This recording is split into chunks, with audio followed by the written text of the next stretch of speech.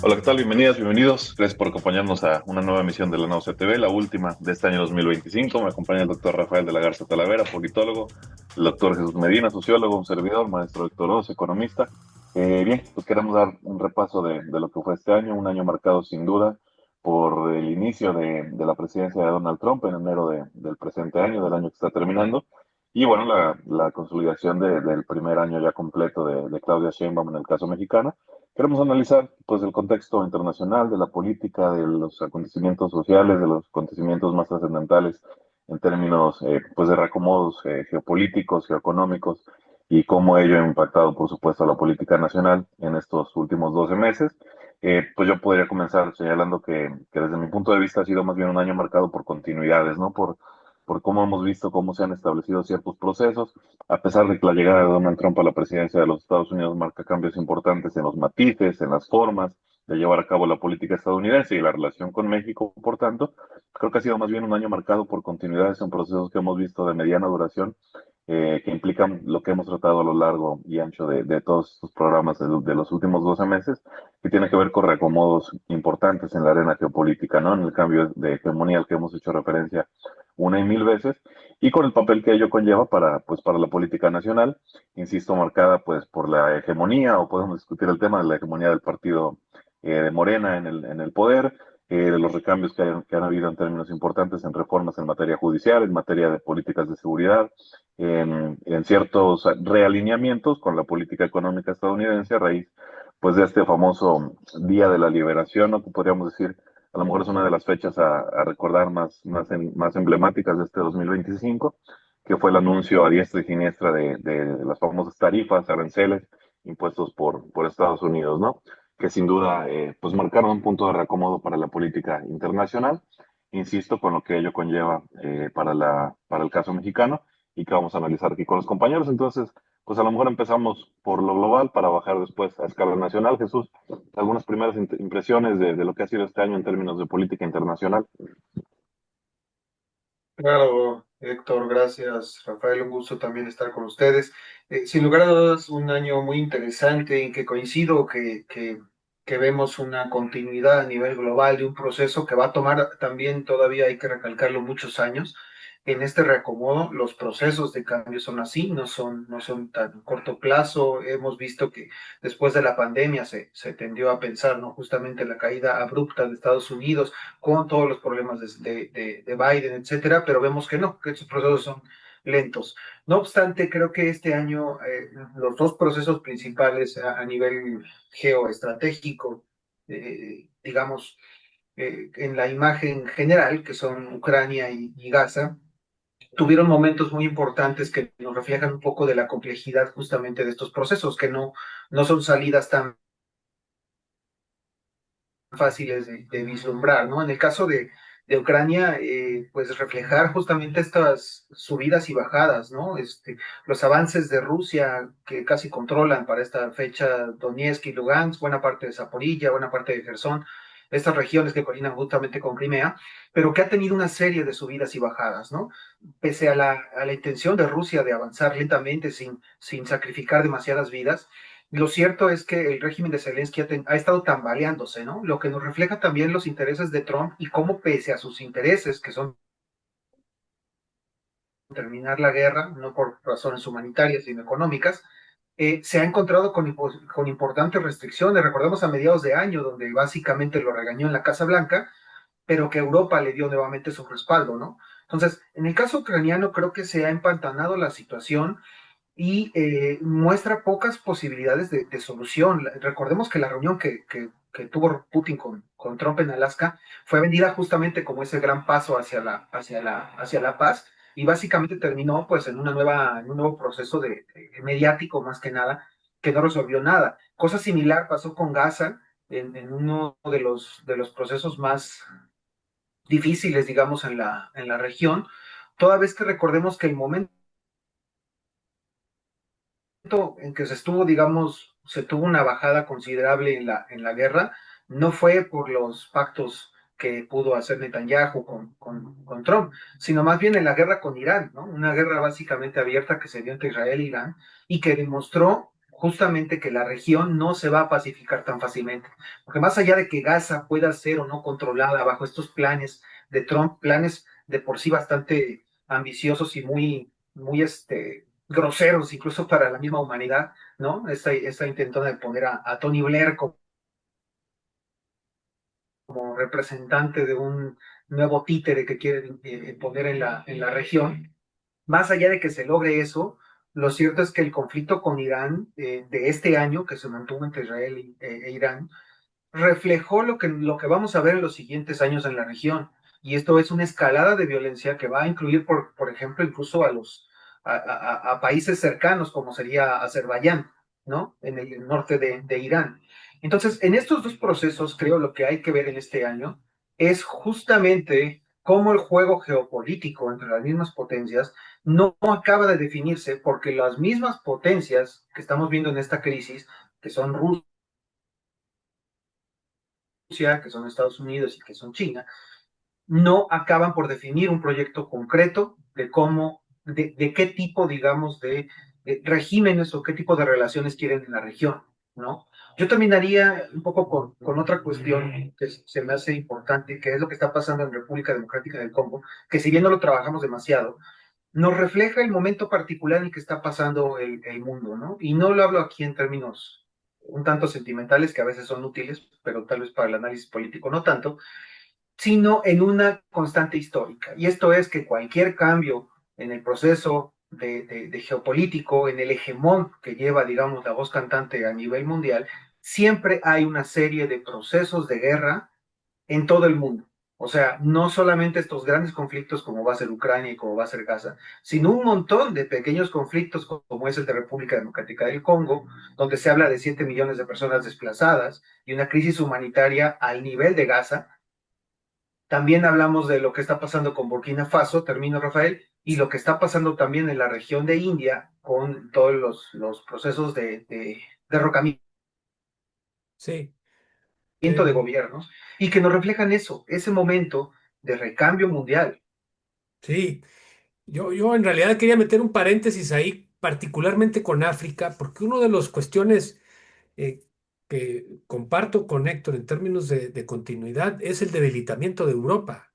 Y es muy evidente en África, donde los están echando de las colonias independientes que ellos utilizaron, invadieron y luego liberaron, según esto. Y ahí vemos cómo Europa básicamente está perdiendo espacios, ¿no? Y sigue apostando a una guerra de desgaste contra Rusia, una guerra proxy. Entonces, esto nos muestra una debilidad tremenda, ¿no? Por parte de Europa, y esa es un poco la razón por la que Estados Unidos, o tal vez, no sé si es causa o consecuencia, ¿no? Porque algunos dicen que la debilidad europea es por el alejamiento de Estados Unidos, ¿no? Pero pues podría ser lo contrario también, ¿no? Es decir, ese debilitamiento pues, le pide a Estados Unidos pues, soltar amarras, aquí lo hemos discutido, y enfocarse sobre todo en el continente americano, como lo estamos viendo, ¿no? Entonces creo que lo de África es muy, muy interesante. Se mantienen en general todos estos conflictos, estamos hablando de Sudán, estamos hablando de Tailandia, que son estas pequeñas guerras de conflictos, la India con Pakistán, ¿sí? Por ganar espacios en un contexto en el que no hay un orden definido. Y entonces todo el mundo está viendo la manera de cómo aprovechar este aparente caos, ¿no? Para ganar posiciones a nivel territorial, ¿no? Y esto lo vimos en Kazajstán, lo vimos Armenia, o sea, lo vemos en prácticamente en todo el mundo, lo vemos en Asia también, ¿no? Entonces creo que ese es un elemento de continuidad. No hay cambios en Gaza, no hay cambios en Rusia, porque están definidos básicamente en esa dinámica. Sí, y bueno, si pudiéramos recordar al 2025 dentro de algunos años, pues habría que recordar a Trump 2.0, ¿no? Sin duda, o sea, no hay manera, ¿sí? A todo este movimiento, ¿sí? En África, que me parece importante, ahí puede estar en juego un cambio, un reposicionamiento geopolítico. Y yo creo que otro creo que sería interesante señalar es la llegada de esta primera ministra en Japón para echar a andar un conflicto, ¿no? E incluso se está hablando de Japón para un rearme nuclear, lo que cambiaría radicalmente la situación geopolítica en la región, ¿no? O sea, Japón, el único país que ha experimentado ataques nucleares, sí está con ganas de rearmarse y convertirse en una potencia de contención a China, lo cual a mí me parece una reedición, pues, de cómo empezó la Primera Guerra Mundial del siglo XX, es decir, con la invasión de Japón a China, ¿no? Parece que esas cenizas todavía queman y hoy Shinzo Abe y después esta señora que se me escapa el nombre ahí, ustedes me lo podrán recordar, vienen precisamente, Shinzo Abe es nieto de uno de los generales que estuvo en China en la guerra, nomás para el caldo, ¿no? Entonces, vemos en realidad un renacimiento de un nacionalismo japonés, pero de esa época, ¿no? No del siglo XXI, sino ¿no? Y empiezan a aparecer situaciones y conflictos. Imagínense, Shinzo Abe es asesinado en público a balazos. Y tengo entendido que hace año hubo un solo asesinado por arma de fuego en Japón. Igual que Michoacán, más o menos, digo, sin exagerar, ¿verdad? Ya ven que en Michoacán pues, también está medio pacífico por lo que nos dicen, ¿no? Las cifras oficiales. Entonces, fue un trauma enorme para Japón y una muestra de cómo está cambiando Japón y de quiénes son ahorita los que tienen el poder a pesar de una oposición importante. Entonces, bueno, a final de cuentas, el 2025 es la continuidad del reacomodo geopolítico con, sin duda, algunas novedades como la guerra comercial de Trump, los bombardeos a naves en el Caribe, pero a final de cuentas continuidad, ¿no? En eso de acuerdo con Claro, y yo lo agregaría solamente, Héctor, para terminar, para cerrar, justamente cómo observamos esos conflictos en todas las regiones, algunos más cruentos que otros, lo que está pasando en Tailandia, con Vietnam, con Camboya, es, sin lugar a dudas, muy relevante y va a cambiar todo el escenario. Y quisiera simplemente terminar.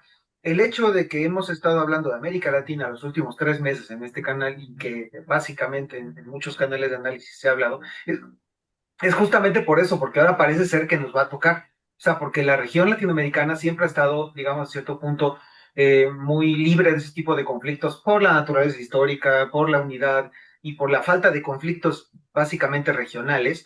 Pero ahora que Estados Unidos está volviendo hacia su patio para tratar de ordenar las cosas, como los estertores para tratar de que China no sea la potencia, nos va a poner en ese escenario. Y lo que está pasando en Venezuela, más allá de las afinidades políticas de cada quien, reflejan justamente que ahora le va a tocar a la región, ¿no? es una Con eso, guerra.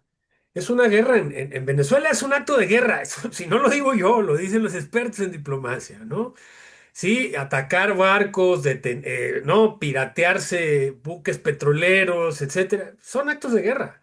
Entonces, bien dices, en realidad América Latina, pues no ha tenido guerras en ese sentido. Ha tenido golpes de Estado y guerras civiles que, pues, a veces son peores, ¿no? Pero hoy por hoy probablemente eso que terminó a principio, en la primer tercio del siglo XIX, con los movimientos independentistas latinoamericanos, puede volver, ¿no? a esto. Y nada más para señalar, se ha hablado de, y aquí lo discutimos, reavivar o el renacimiento de la doctrina Monroe y el corolario Trump y bla, bla, bla.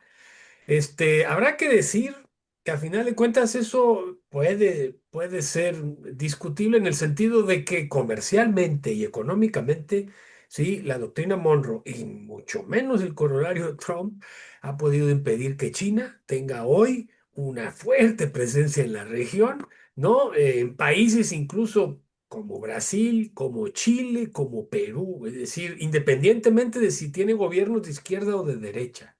¿Sí? Y esto en realidad es una parte, un bemol que hay que verle a toda esta cuestión de la doctrina Monroe y del corolario Trump. Es decir, ya no son los tiempos en donde surgieron estos, o mucho menos a principios del siglo XX con el corolario de Roosevelt, ¿no?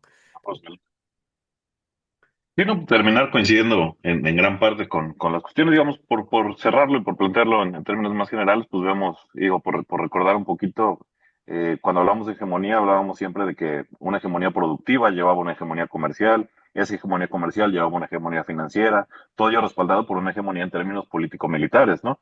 Y efectivamente eso es lo que vemos que está en descomposición cada vez más de forma más marcada.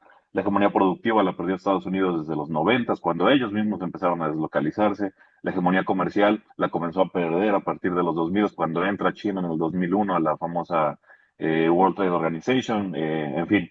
Y lo que vemos actualmente es eso. Yo disputo todas estas narrativas de una segunda guerra fría. Creo que no es el momento. Coincido más bien con Jesús en plantear en que los actores se están reacomodando, están saliendo a la palestra con nuevos papeles que no veíamos hace 10 años.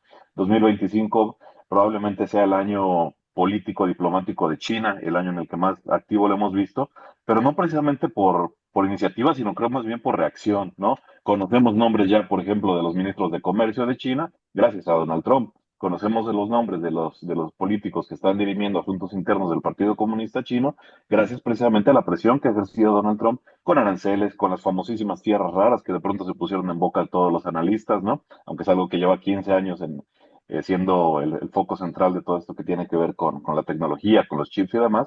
Pero este año se fueron al centro de la discusión precisamente por una política impulsada por Donald Trump, el personaje del 2025, sin lugar a dudas, guste o más o guste menos, pero no solo por su personalidad, sino por lo que ello conlleva para el resto de las regiones del mundo, para el resto de los actores del mundo, y sin duda el principal es China, ¿no? Hay regiones del mundo que escapan todavía a esa disputa hegemónica entre China y Estados Unidos, como creo yo es el caso de África. Efectivamente, decía Rafa, yo no diría Europa, sale Francia de eso que era el Francia-Afrique, esas neocolonias que mantiene desde todo el siglo, la segunda mitad del siglo XX al menos, y ha sido barrida por completo, con movimientos propios, con movimientos que todavía no se definen exactamente como pueden ser estos nuevos gobiernos del Sahel, encabezados sobre todo por facciones militares, que sabemos también que las facciones militares tienden a buscar sus intereses propios, conflictos, digamos, en términos de golpes de Estado, que a veces se reconocen, a veces no se reconocen, dependiendo a quién le convenga, como fue el último caso de Benín hace pocas semanas, ¿no? Entonces, en fin, lo que vamos a hacer es eso, terminar con el caso latinoamericano para dirigirnos al caso nacional. Lo discutimos en su momento con Rafa, no recuerdo si con ambos, lo que significa para Estados Unidos efectivamente estas acciones de guerra, pero recordemos que Estados Unidos tiene la capacidad de realizar acciones de guerra y que se consideren como un eventito más, simple y sencillamente porque ya dijimos que el derecho internacional pues no es otra cosa más que una pantomima, ¿no? Entonces, Sí, bueno, hoy amanecimos con la noticia de que la CIA interviene en un muelle directamente en Venezuela, sí. pero pues en ese momento debatimos, a lo mejor no veamos no veamos conflictos a gran escala ni en términos civiles, lo que sí vamos a ver es una presión que se recrudece cada vez más en términos económicos principalmente, ¿no? Ya es el caso mexicano y creo que con eso podemos dirigir la mirada hacia el caso nacional, salvo el paréntesis que quiera hacer Rafa.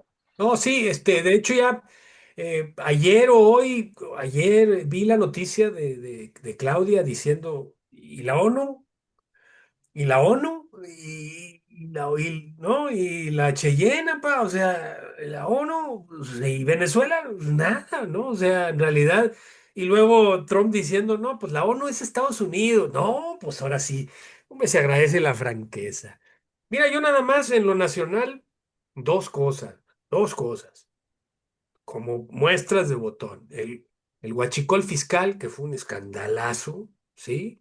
Y la manera como está reaccionando México poniendo aranceles a China. A mí me parece que esas dos cuestiones son claves para entender el proceso que inició en 2018 en este país y que tiene como antecedente la guerra contra el narcotráfico en 2006. Y vuelvo a usar la palabra militarización, le guste a quien le guste, entendida como una mayor participación de las Fuerzas Armadas en labores tradicional y constitucionalmente llevadas por los civiles. Simple, no le busque.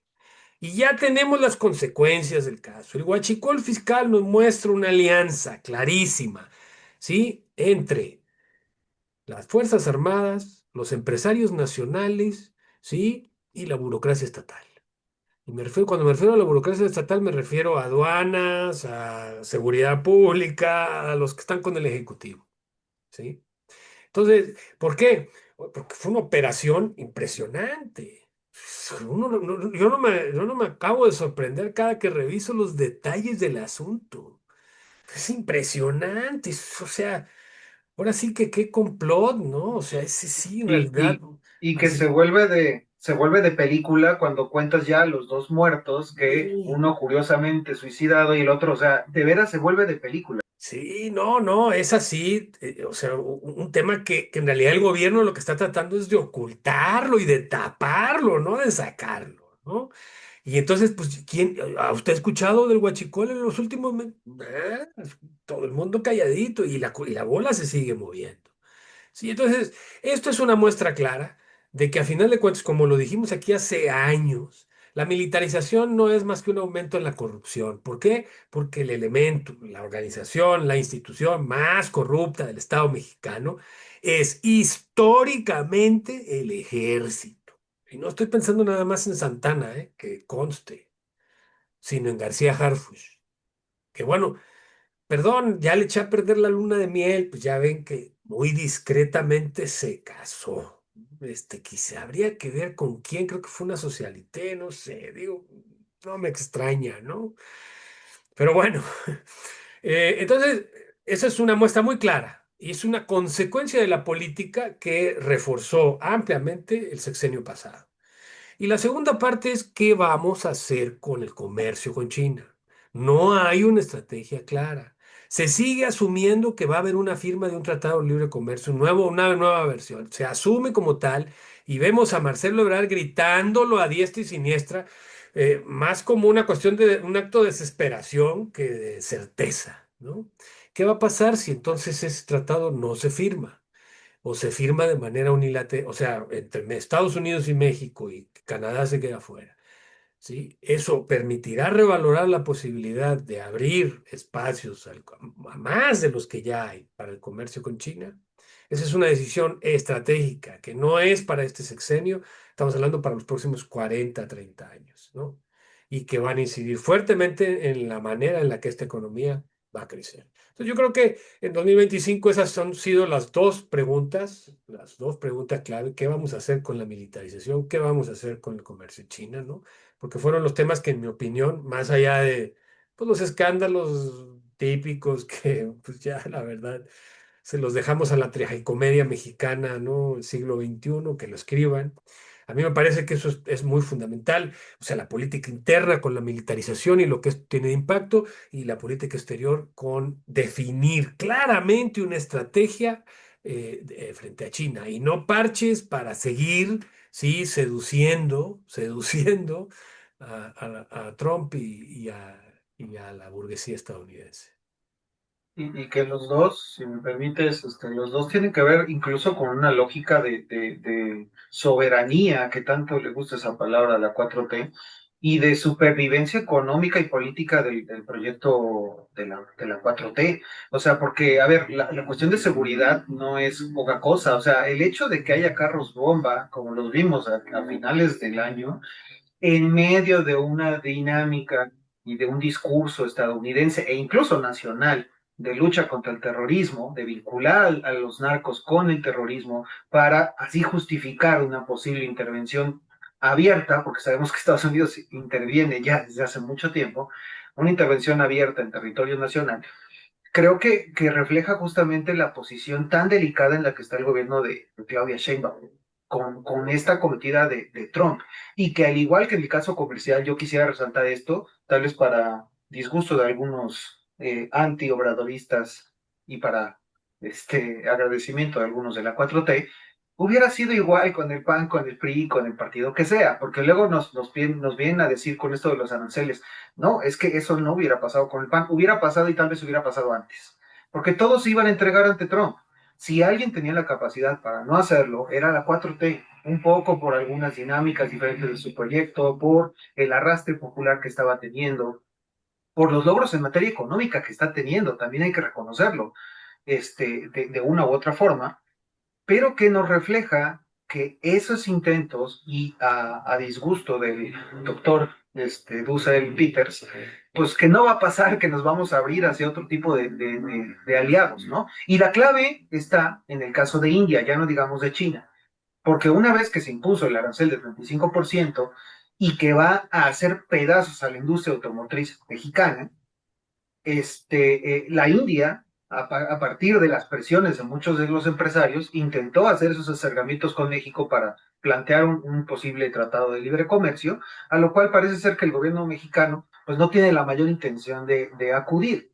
Entonces, creo que eso nos refleja claramente que Sheinbaum, al menos hasta ahora, su proyecto está supeditado, como decías, Rafael, pues a que Trump logre ese tratado de libre comercio con México, que va a ser bilateral, ya no va a ser con Canadá, porque es mejor atacarlos de a uno, y con un México que más allá de que no pueda desapegarse del todo de Estados Unidos por cuestiones históricas, regionales, comerciales, pues no tiene intención de ver hacia otros lados en pos de una alianza que no se ve como si los chinos vinieran a salvarnos. Por supuesto que no, tienen intereses económicos y comerciales. Sí, Esto es cuestión de negocios, pero que no quieren abrirse a esos negocios, ¿verdad? sí. Y no, volviendo a lo de terrorismo, mano. Ya sabes que aquí en Veracruz también, ayer, ¿no? Se acusó a un periodista de terrorista. Inmediatamente la presidenta dijo, a ver, ¿cómo? O sea, casi les dice, pero si no están viendo que lo que quieren los gringos es que el terrorismo... Y pasó lo mismo con el coche bomba que tú mencionabas. Y que después sacaron una historia, te dices, de veras, o sea, así de... ¿Quién sabe qué dijeron que no, que el móvil era otro, que no era una cuestión del narco? Ahí le medio taparon, porque es evidente, ¿sí? Que la palabra terrorismo es tabú en este país, porque pues obviamente eso le complica mucho las cosas a la 4T y al gobierno federal, ¿no? Pero en esas estamos, esa es la situación, ¿no? Y, insisto, mientras no tengamos una estrategia clara a nivel de comercio internacional, vamos a seguir dando ese tipo de bandazos sin tener una idea, porque necesitamos tomar en cuenta los cambios geopolíticos para poder reorganizar nuestra política interna y externa. Interna también es muy importante. Entonces, bueno, sí, ahorita que lo decías. Esto de la gobernadora Nale ya dijo, no, no, ¿cómo? ¿Dónde? No, si los periodistas, no, ¿cómo que? No. Pero bueno, parece ser que hay gente que está impulsando esos temas porque sabe que van a golpear al gobierno federal y a los gobiernos morenistas, ¿no? Entonces la avientan a ver si pegan, ¿no? Pero bueno, eh, yo lo dejaría ahí. Pues un poco esa es la cuestión, no hablaba yo al principio de continuidades y pues creo que lo que queda claro es que vemos específicamente que el gobierno de Claudia Sheinbaum, como se planteó desde un principio, por otra parte, pues es el segundo piso de esta famosa cuarta transformación, lo cual implica continuidad en muchos sentidos. Quizá la gran diferencia la vemos en la política de seguridad. No vamos a debatir ahorita si los abrazos y no balazos eran efectivamente eso o había algo más detrás, pero sí vemos un cambio, no sé, no estoy seguro si para bien, con la llegada de Harfuch y no solamente con la llegada de Harfuch a la SCP, sino también, por ejemplo, la extensión que ha tenido hacia ciertas ramas de la Fiscalía, en donde, bueno, una de las pocas buenas noticias de este año es que sale por fin Gertz Manero, aunque no estamos seguros, por supuesto, de que la llegada de la nueva fiscal pues vaya a cambiar toda esa vieja corrupción que está impuesta desde hace 40 años dentro de las estructuras de lo que anteriormente era la Procuraduría, ¿no? Pues bueno, que por señalar dos o tres cuestiones muy rápido, efectivamente, la cuestión de la corrupción, pues la vimos en el sexenio pasado, a pesar de que las escaleras se barrían de arriba para abajo o algo así, la vimos con Segalmex y este año, pues el colmo del asunto fue el caso de las Fuerzas Armadas con el Huachicol. Lo dijimos en su momento, las Fuerzas Armadas no son impolutas, no son incorruptibles, simple y sencillamente estaban encerradas en su momento, si dejan de estar pública, pues eventualmente van a caer en los mismos esquemas. Lo vimos en aduanas, lo vemos ahora con el huachicol, y en ese sentido, si no vemos un repliegue, vemos la militarización o la seguritización de las Fuerzas Armadas, en fin, vemos que se van a seguir usando durante los próximos años para prácticamente todo lo que tenga que ver con las políticas de este gobierno, ¿no? Nada Eh, más, sí, perdón, déjame agregar pues, lo del accidente del tren transísmico, ¿no? Que podría abonar un poco, porque ya dijeron que no, que ya están aventándose sobre las empresas, ¿no? sí, Que fueron las empresas, pero pues las empresas las contrataba el Estado, ¿no?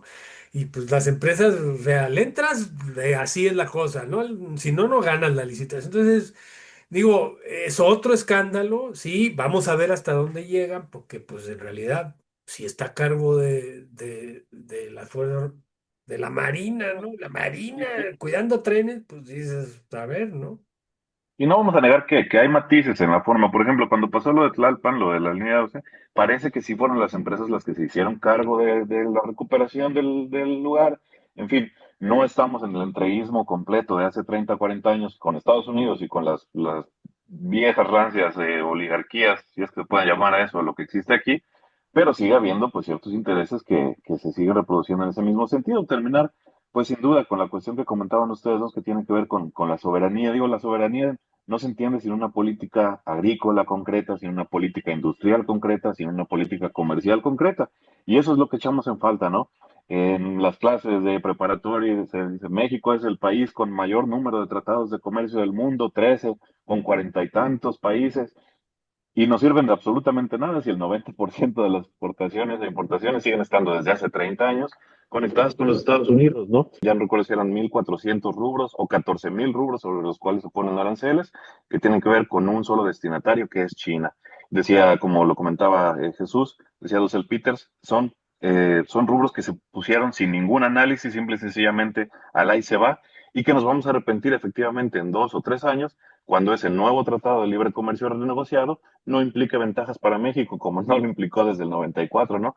Pero bueno, será el año que viene, si quieren cerrar con algún comentario, No, no, y si no, yo creo que... creo que esto que tú mencionas es una lectura y la 4T no cambió esa lectura de, a ver, señores, se acabó la globalización, entiéndanlo. Y este Tratado de Libre Comercio fue el inicio de ese proceso, pero ya se agotó, está agotado. Hubo ventajas, desventajas para la economía nacional, pues podemos hacer un análisis de eso. Yo creo que hubo muchas más desventajas, sin duda, ¿no? Pero ese proceso está terminado y lo están diciendo los que lo encabezaron. Entonces, ¿qué parte no entendemos? ¿Qué parte no estamos entendiendo? O en nuestras clases gobernantes está ahora ese racismo antiamarillo, porque no me sorprendería, ¿sí? Es una cuestión cultural en realidad. Recordemos que aquí, en los tiempos de calles, en Sonora mataron no sé cuántos miles de chinos, en Torreón hubo otras matanzas, es decir, está en el imaginario colectivo, ¿sí? No, Y mira, por neta, ejemplo, nada más. Yo en algún momento definí el neoliberalismo como la falta de proyecto de Estado. Entonces, simple y sencillamente eso, la falta de proyecto de Estado, ya no digamos a largo plazo, a mediano plazo, lo único que importa son las siguientes Y, elecciones, ganar gobernaturas, y ahí entonces lo que va estamos, a y que pasar, tiene que, lo que va a pasar entonces lo que pasó en Chile y en Argentina. Listo. Digo, prospectiva, pues, si siguen ¿no? así. Y que tiene que ver con cuestiones históricas, con una falta de una burguesía nacional, porque a ver, siempre se nos recuerda que es que antes las empresas mexicanas, es que nunca ha habido una burguesía nacional efectiva, productiva, eficiente y capaz de competir con otras empresas. Entonces, si no tienes esos empresarios que te impulsen a decir, oye, ya no es negocio estar acá, tenemos que irnos hacia donde está el dinero y hacia donde está el negocio, pues ¿por qué rayos lo va a hacer el gobierno? Si, como lo hemos visto históricamente, en democracia se trata no de tener un proyecto, sino de fingir que lo tienes. Y la 4T ha fingido muy bien que tiene un proyecto para la mayoría de la población, que más allá de sentirnos unos intelectuales súper grandes, pues no están viviendo eso en su día a día. Y que van a empezar, eso sí, con eso termino, a vivir los impactos comerciales de estas decisiones en su día a día el próximo año. Sí, totalmente de acuerdo. Sí, sí, ni hablar. En todo caso, insisto, hay que cambiar eso radicalmente, ¿no? Hay que empezar a modificarlo, porque a final de cuentas es lo que va a pasar, porque el capital no es una cuestión moral. Busca los lugares donde hay mayor rendimiento, donde hay mayor rendimiento, y no hay manera de que en términos racistas, no, no, la lana se va para allá, y lo hemos visto históricamente. Entonces, ¿qué necesidad? Digo, los propios capitalistas deberían ser los que estarían impulsando esta situación. Pero como tú dices, es una burguesía cipaya, ¿no? Colonial, que pues más bien dice, pues, mejor seguro, aunque sea, no menos que para qué arriesgar. Pero esa es una condición estructural de nuestras clases sociales. Pues ahí es donde está el problema. Pero pues, bueno, yo digo, si humildes pobresores como nosotros podemos verlo. Oye, yo no entiendo cómo los grandes asesores, ¿verdad? No lo ven, pero bueno, obviamente hay algo más que eso, ¿no? Es obvio. En fin. Sí, de Dejamos acuerdo. para la próxima entonces la perspectiva, ¿no? Dejamos para la próxima, pues se nos acabó el tiempo, ¿no? Sí, dejémosla aquí. Sin duda, pues el 2026 nos seguiremos encontrando con lo que vaya aconteciendo. Podemos empezar el año haciendo un poco de perspectiva, aunque bueno, platicamos ya los grandes ejes de la política, tanto nacional como internacional. Entonces, bueno, seguiremos al pendiente de ellos, sin duda. Y bueno, como siempre, agradecerles a quienes nos acompañaron, pedirles por ahí el suscribirse al canal, compartir el contenido. Y por aquí nos encontraremos el próximo año. Gracias, Jesús. Gracias, Rafa. Gracias a todos.